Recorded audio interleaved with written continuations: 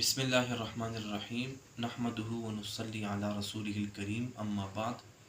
अस्सलामु अलैकुम व रहमतुल्लाहि व बरकातुहू।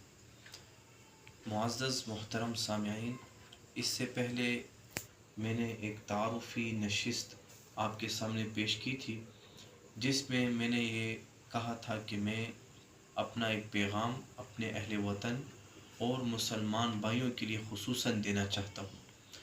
तो अभी उसकी इब्तिदा करते हैं। असल में बात यह है कि मेरा जो मरकज़ी मौजू है और टॉपिक है वो ये है कि हमें मिन हैसुल उम्मत मिन हैसुल कौम, यानी एक मुसलमान होने की हैसियत से हमें कब कब उरूज मिला, हम दुनिया के अंदर तरक्की पर गए और उसके क्या असबाब थे, और फिर कब से हमारा ज़वाल शुरू हुआ और हम पस्तियों में जाने लगे और उसके क्या असबाब थे। इसमें हमें ज़रा गौर व फ़िक्र करना होगा। और हमारी जो इस्लामी तारीख़ है 1450 तकरीबन 1450 साल पर मुश्तमिल इस्लामी तारीख़ है। इस तारीख़ को हमें एक नज़र देखना होगा, क्योंकि तारीख़ ही एक ऐसी चीज़ है जिसके ज़रिए से हम अपनी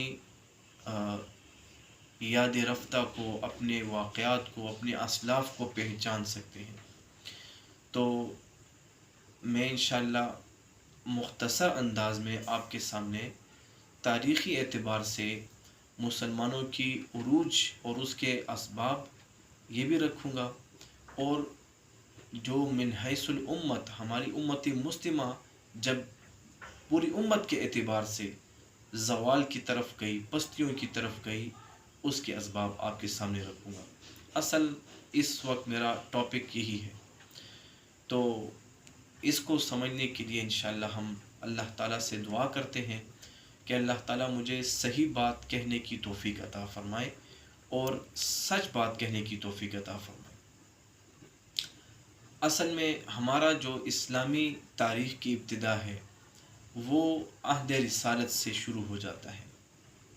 अहद रिसालत वो हमारी बुनियाद है।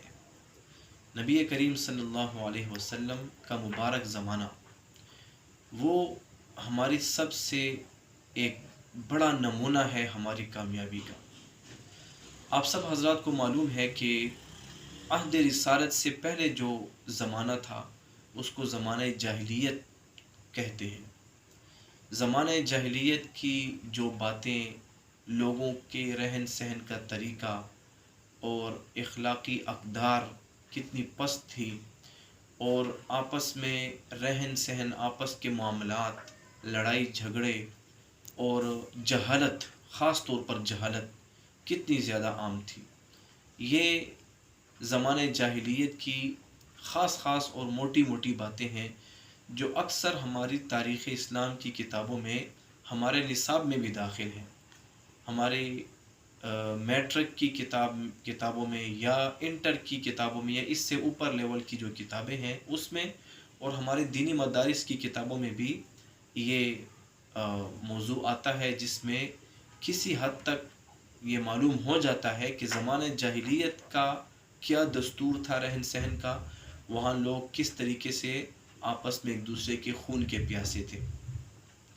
तो ऐसे हालात में ज़माने जाहिलियत मक्का मुकर्रमा जहाँ पर बैतुल्लाह शरीफ था, वहाँ पर नबी करीम सल्लल्लाहु अलैहि वसल्लम की पैदाइश और फिर बचपन, लड़कपन, नौजवानी और जवानी, और इसके बाद 40 साल उम्र मुबारक, ये सारी इसी माहौल के अंदर गुज़री। इसी माहौल में जहाँ पर एक शरीफ आदमी किसी तरीके से अपना वक्त गुजारना उसके लिए मुमकिन नहीं था, ऐसी बेहयाई थी, बेहयाई।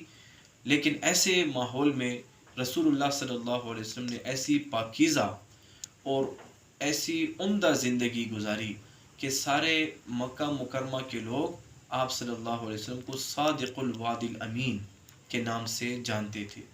मक्का मुकरमा के किसी भी बाशिंदे से ये पूछा जाता कि यहाँ पर एक ऐसा शख्स है جو صادق الوعد الامین کے نام سے مشہور ہے، آپ اس کو جانتے ہیں، تو وہ آپ کو آپ صلی اللہ علیہ وسلم کے پاس لے کر جا سکتا تھا، ایسے آپ صلی اللہ علیہ وسلم مشہور تھے۔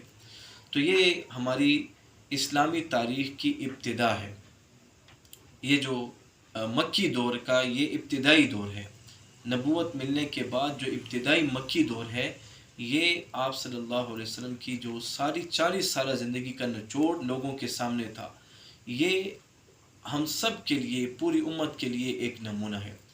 تو ہماری اسلامی تاریخ کی جو ابتدا ہے، ابتدائی کڑی ہے، وہ یہی کڑی ہے۔ اس کے بعد پھر کڑیاں ملتی جاتی ہیں، اور اسلامی تعلیمات، قرآن کریم کا نزول یہ ہوتا رہتا ہے، دین اسلام مکمل ہوتا رہتا ہے، اور اسلام پوری آب و تاب کے ساتھ وہ جزیرۃ العرب میں پھیلنا شروع ہوتا ہے۔ یہاں تک ہم اپنی بات کو ختم کریں گے انشاءاللہ۔ اس کے بعد اگلی نشست میں دوسری بات ذکر کی جائے گی۔ وآخر دعوانا ان الحمد للہ رب العالمین۔